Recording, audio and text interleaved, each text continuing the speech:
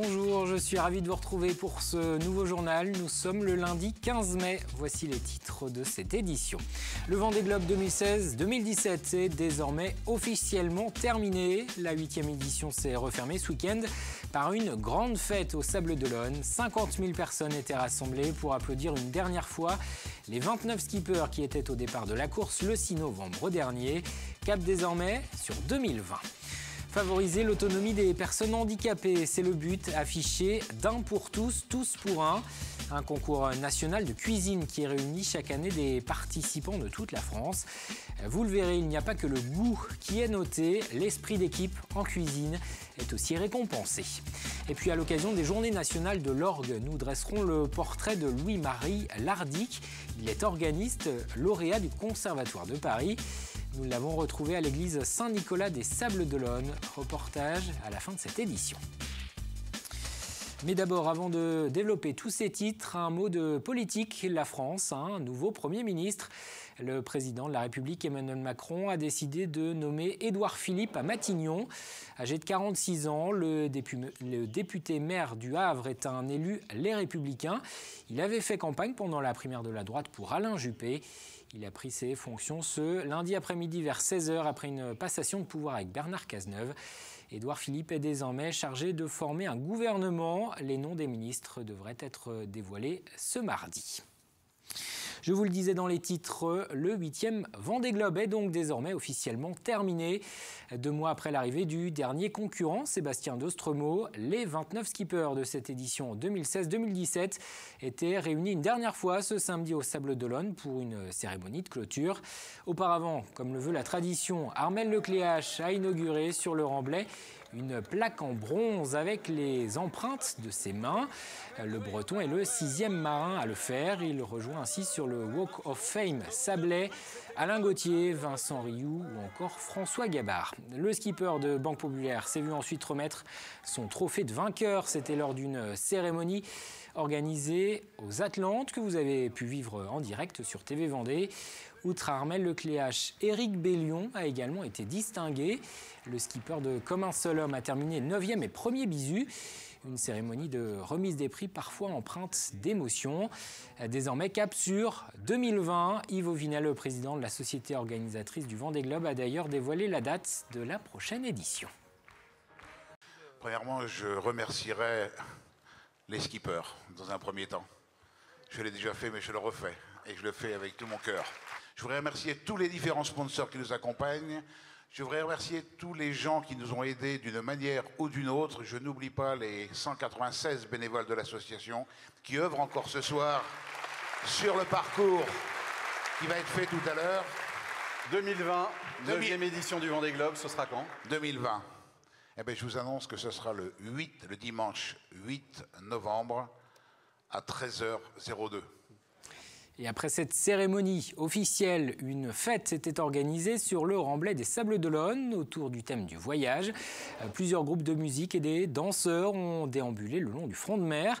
Les 29 skippers, eux, avaient pris place à bord d'un camion podium. Une fête qui s'est terminée par un feu d'artifice signé Jacques Couturier. Retour sur cette soirée avec Apolline Laurent. 21h30, la nuit commence à tomber sur les Sables d'Olonne et les curieux se massent le long des barrières de sécurité. Ils attendent avec impatience le début de la fête et l'arrivée des skippers. La joie, la bonne humeur et surtout la passion du Vendée Globe animent ces spectateurs venus des 4 coins de la Vendée et même d'ailleurs. Je suis de Paris. Surtout, je ne voulais pas manquer cette clôture-là. J'ai pas vu le départ et je n'ai pas manqué cette clôture. Alors, on les a vus arriver un par un, ils étaient tous sympas. Donc là, ils vont être encore tous ensemble, bien sympas, sans doute. Et puis voilà, on va fêter tout ça. Plus d'une centaine de bénévoles est mobilisée pour contenir les 50 000 personnes présentes. Cette soirée de clôture, c'est un peu leur récompense puisqu'ils sont aux premières loges pour assister au spectacle. On peut dire que c'est un privilège, oui. C'est quand même aussi une petite responsabilité puisque nous sommes là aussi pour réguler un peu le public qui est nombreux ce soir. Mais nous sommes aux premières loges aussi. 3 chars des 3 caps mythiques du parcours du Vendée Globe précèdent et escortent le camion des skippers.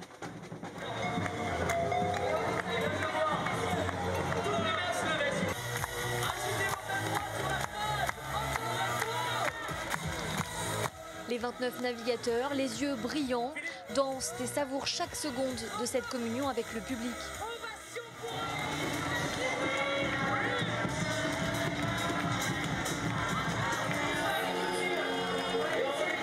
C'est une sacrée récompense d'être salué comme vous, par vous ce soir. C'est vraiment incroyable. Merci.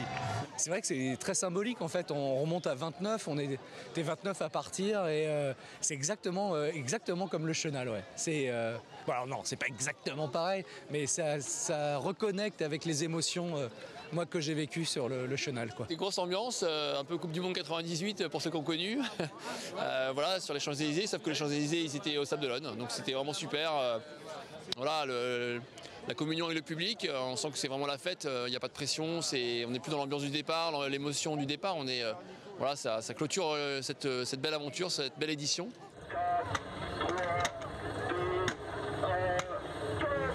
La soirée s'achève devant un superbe feu d'artifice tiré à l'entrée du chenal, tout un symbole. Cette édition 2016-2017 se termine, à dans 4 ans, pour un nouveau départ. Dans le reste de l'actualité, en bref, les suites de la tempête Xynthia, les pointus de l'Aiguillon-sur-Mer ont décidé de poursuivre leur combat judiciaire. Ils vont saisir le Conseil d'État, décision prise à l'unanimité ce samedi lors d'une réunion de l'association des résidents de la pointe de l'Aiguillon. Ils sont près de 30 propriétaires à s'opposer à l'expropriation de leur maison, située selon les services de l'État en zone à risque et donc menacée de démolition. La Cour administrative d'appel de Nantes a rejeté il y a 15 jours leur dernier recours. Je vous propose à présent de découvrir un concours de cuisine un peu particulier. Son nom, Un pour tous, tous pour un. Il réunit chaque année une centaine d'équipes de toute la France. Au-delà de la technique et de l'originalité des recettes, cette compétition culinaire récompense aussi l'esprit de cohésion. Car la spécificité de ce concours, c'est de réunir des concurrents en situation de handicap.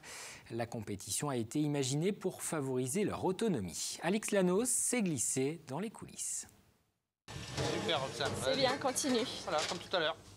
Roxane est très appliquée dans la découpe de ses étoiles qui serviront à décorer ses cupcakes. Ce concours, elle le prépare depuis des mois avec Céline, son éducatrice de l'IEM, Institut d'éducation motrice. Et c'est quelque chose qu'elle vit pleinement. Elle a été donc sélectionnée à la demi-finale, donc elle a eu une médaille. La médaille, elle la met tous les jours. Sa maman lui a fait un tablier cupcake pour aujourd'hui. Enfin voilà, c'est quelque chose qu'elle investit vraiment. Et elle partage ça avec ses camarades et il y a déjà des camarades qui sont inscrits pour les années à venir. C'est la 19e édition du concours Un pour tous, tous pour un. Un concours de cuisine pas tout à fait comme les autres. Car ici, il n'y a pas que la technique qui compte, bien au contraire. C'est moi. L'esprit d'équipe et l'entraide vont être particulièrement observés et notés. La participation de la personne en situation de handicap est le critère qui va être sur la base de 20 points, or que les autres critères vont être sur la base de 10 points. Attention, c'est chaud.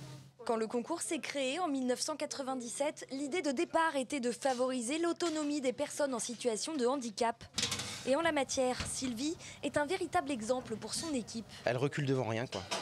Elle y va, elle a du courage, et puis voilà, quoi, c'est ce qu'il faut. Et puis elle va au bout des choses, quoi. Ouais, c'est un grand plaisir, là. J'ai trouvé toujours un système pour me débrouiller, donc pas de problème. 15 ou sur 12 ? Non, sur 12, sur 12. Pour départager les 5 équipes en lice, un jury composé de professionnels de la restauration et de représentants du milieu médico-social. Ils vont prendre en compte la cohésion d'équipe, donc le respect des normes d'hygiène et bien évidemment la technique de cuisine. Pendant la dégustation, on va regarder l'originalité du dessert, le goût, mais aussi la faisabilité du dessert en fait en conditions de cuisine centrale ou de cuisine sur place en fonction du site. La meilleure équipe du Grand Ouest en rejoindra 7 autres sélectionnés dans toute la France pour la finale nationale qui aura lieu en région parisienne le 29 juin prochain. Au chapitre éducation, Elisabeth Morin-Chartier était en déplacement dans notre département. La députée européenne a répondu à l'invitation de l'Association des femmes élues de Vendée. Elle s'est notamment rendue à la maison familiale et rurale de Saint-Michel-Montmercure. Et à cette occasion, Elisabeth Morin-Chartier a tenu à rappeler son attachement à l'apprentissage. Elle veut notamment favoriser les échanges européens entre les jeunes apprentis. Écoutez. Je crois à l'apprentissage. Au niveau du Parlement européen, je développe l'apprentissage et la mobilité européenne des apprentis. Et cette mobilité européenne, elle est extrêmement importante parce que la mobilité géographique entraîne la mobilité professionnelle. Et on voit que dans la formation, le développement personnel passe par la mobilité professionnelle. Image et interview signée Grégoire de Châtillon. On ouvre une page sport à présent dans ce journal avec d'abord une bonne nouvelle concernant le basket. Les joueuses de La Roche-sur-Yon évolueront l'an prochain en Ligue féminine, c'est-à-dire la plus haute division du basket féminin. Le RVBC est en effet qualifié pour la finale des playoffs de Ligue 2 et le club lyonnais sera opposé à Chartres qui a décroché son ticket ce week-end. Chartres qui ne peut pas monter en Ligue féminine puisque le club n'a pas de centre de formation. Les joueuses du RVBC sont donc quasiment assurées de monter avant même de jouer la finale des playoffs. Le match aller, ce sera ce samedi à Chartres. En football, l'équipe des Herbiers, elle, n'est toujours pas assurée de se maintenir la saison prochaine en national. Les Vendéens se sont inclinés ce week-end à domicile face à Chambly, 0-1. But inscrit à la 84e minute. Ce sont pourtant les Herbretais qui ont dominé la rencontre. Le dernier match de la saison sera donc décisif. Les Herbiers jouera son maintien en national ce vendredi lors d'un déplacement à Châteauroux.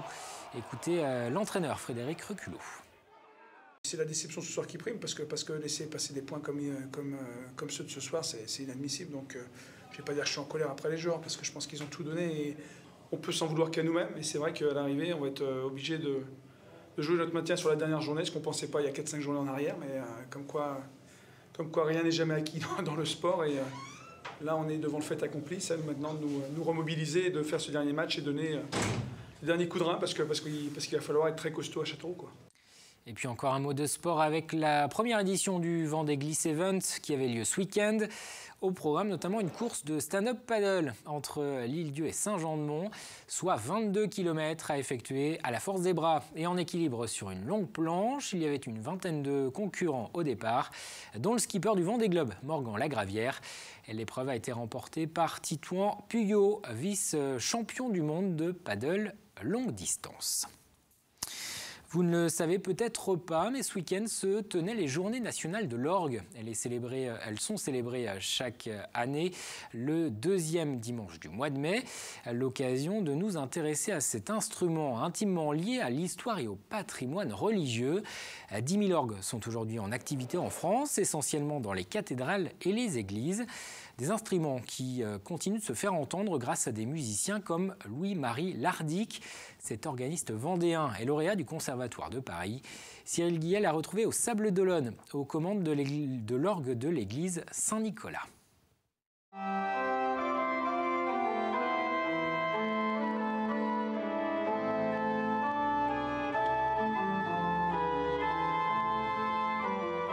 Dès qu'il le peut, Louis-Marie Lardic vient faire sonner les 726 tuyaux qu'offre l'orgue de l'église de Saint-Nicolas de la Chaume.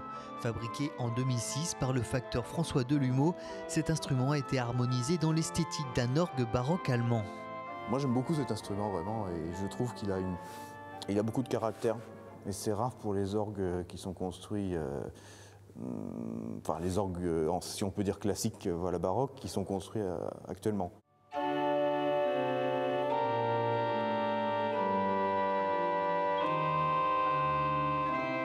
Louis-Marie Lardic a débuté la musique par le piano à l'âge de 7 ans. C'est un peu plus tard, à 11 ans, qu'il découvrira l'orgue un peu par hasard grâce à un ami prêtre de la famille. Lui, voyant que j'aimais beaucoup faire de la musique, il m'a ouvert les portes de l'église un soir et du coup il m'a ouvert l'orgue également. Et là pour moi ça a été la révélation en fait. J'ai passé toute la nuit à jouer sur l'orgue, j'y retournais comme ça en cachette. En plein milieu de la nuit, j'arrivais et j'ouvrais l'orgue et j'étais tout seul dans la grande basilique noire et je jouais, j'étais content. Lauréat du Conservatoire de Paris à 16 ans où il a appris auprès des plus grands noms, il est aujourd'hui l'organiste titulaire de Notre-Dame de Bonport. Compositeur, il travaille depuis quelque temps déjà sur un oratorio commandé par l'archevêché de Rennes. J'ai décidé quand même de relever le challenge, j'ai essayé d'écrire là-dessus. Donc j'ai quelques esquisses de cette œuvre-là, enfin de cette œuvre, c'est pas encore une œuvre, mais ce qui va peut-être le devenir un jour.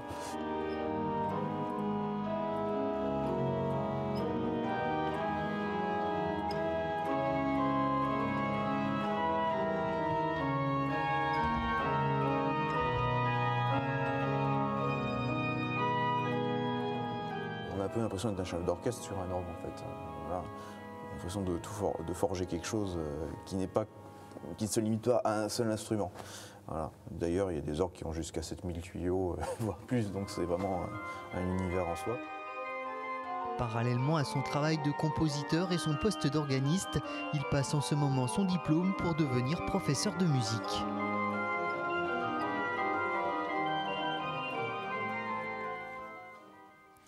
Comme chaque lundi, on jette un coup d'œil à l'agenda de la semaine. Premier rendez-vous à noter d'abord mercredi, ce sera le premier conseil des ministres du quinquennat d'Emmanuel Macron. L'ensemble du gouvernement d'Édouard Philippe se rendra à l'Élysée pour une première réunion de travail. Et puis n'oubliez pas, mercredi également, c'est le dernier délai pour renvoyer votre déclaration d'impôt sur le revenu dans sa version papier. La déclaration en ligne sur Internet, elle, est possible dans notre département jusqu'au 6 juin. Vendredi, fin des inscriptions pour les élections législatives. Les candidats ont jusqu'à la fin de la semaine pour déposer leur dossier à la préfecture de La Roche-sur-Yon. On connaîtra alors l'ensemble des hommes et des femmes qui briguent un mandat de député dans les 5 circonscriptions vendéennes. Et puis vendredi, ce sera également la fête des voisins, 17e édition de cet événement auquel ont participé l'an dernier près de 8 millions de Français. L'occasion de partager un verre ou un repas avec ceux qui habitent à côté de chez vous. On passe à la météo, soleil et chaleur au programme ce mardi. Ce sera la journée la plus chaude de la semaine avec des maximales qui seront comprises entre 22 et 27 degrés, 22 sur les îles, 26 à Montaigu, 27 degrés à La Roche-sur-Yon et Fontenay-le-Comte. Le détail des prévisions, c'est dans un instant avec Fanny Poirier. C'est la fin de cette édition. Merci de l'avoir suivi. J'aurai le plaisir de vous retrouver demain, même heure, pour un nouveau journal.